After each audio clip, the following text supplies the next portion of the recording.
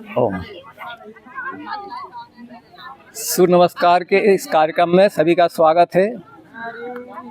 सूर्य नमस्कार में आसनों का, प्राणायाम का और ध्यान का तीनों का समावेश रहता है। हम आसन किस प्रकार से कर रहे हैं?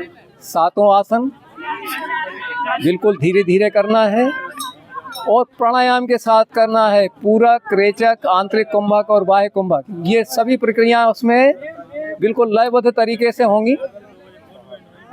जब हम आसन में रुकते हैं तो बाह्य कुंभक या आंतरिक कुंभक होगा, और जब हम एक स्थिति से दूसरी स्थिति में जाते हैं तो हम या तो श्वास को छोड़ते हैं, रेचक करते हैं, या श्वास को भरते हैं, पूरक करते हैं।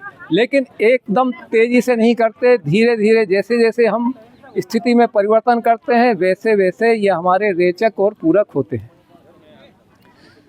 हमको सूर्य नमस्कार के साथ ध्यान का भी अभ्यास करना है।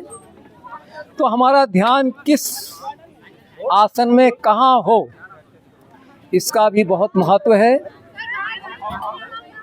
एक ट्रिक है,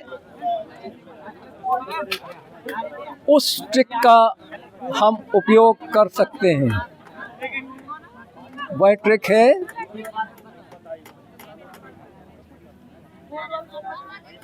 अवश्य वाम स्वयं स्वाहा।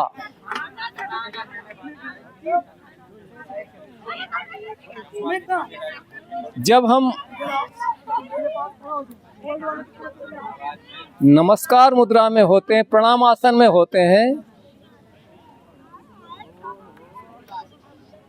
तब हमारा ध्यान आ का, अवश्य का जो आ है यानी अनाहत चक्र पर होना चाहिए। यह हमारा हृदय का जो बीच का क्षेत्र है, यह अनाहत चक्र है। हमारा ध्यान यहाँ हो तब जब हम कर रहे हों प्रणाम आसन। आ के बाद आता है वाह। जब हम हस्तोत्तान आसन करते हैं तब हमारा वाह यानी विशुद्धि चक्र पर ध्यान होना चाहिए। इसके पश्चात जब हम पाद हस्तासन करते हैं, नीचे झुकते हैं, तब हमारा ध्यान श यानी स्वाधिष्ठान चक्र पर होना चाहिए। नाभि के नीचे का जो क्षेत्र है वो स्वाधिष्ठान चक्र का क्षेत्र है, वहाँ ध्यान होना चाहिए। और जब हम करते हैं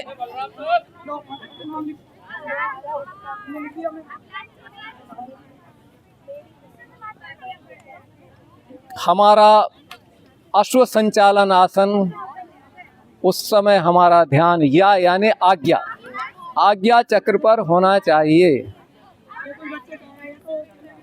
इसके पश्चात हम जब पर्वत आसन करते हैं तो वाम का वाह यानी विशुद्धि चक्र पर ध्यान हो। और जब हम इसके पश्चात अष्टांग नमस्कार करते हैं तो माँ यानी मणिपूरक चक्र पर ध्यान हो। मणिपूरक चक्र जहाँ हमारी नाभि है वह है। विशुद्धि चक्र जहाँ हमारा थायराइड ग्रंथि होती है, गले का क्षेत्र। इसके पश्चात जब हम करते हैं हमारा अगला अभ्यास भुजंगासन, तब हमारा ध्यान स्वयं यानी यानी स्वाधिष्ठान चक्र पर होना चाहिए। इसके पश्चात पुनः पर्वतासन आता है। पर्वतासन में वाह यानी विशुद्धि चक्र पर, और पुनः आता है अश्व संचालन आसन या यानी आज्ञा चक्र पर ध्यान जाए। और अंत में स्वाहा। जब हम करते हैं पाद हस्तासन तो स्वाधिष्ठान चक्र पर, और जब हम करते हैं हस्तोत्तान आसन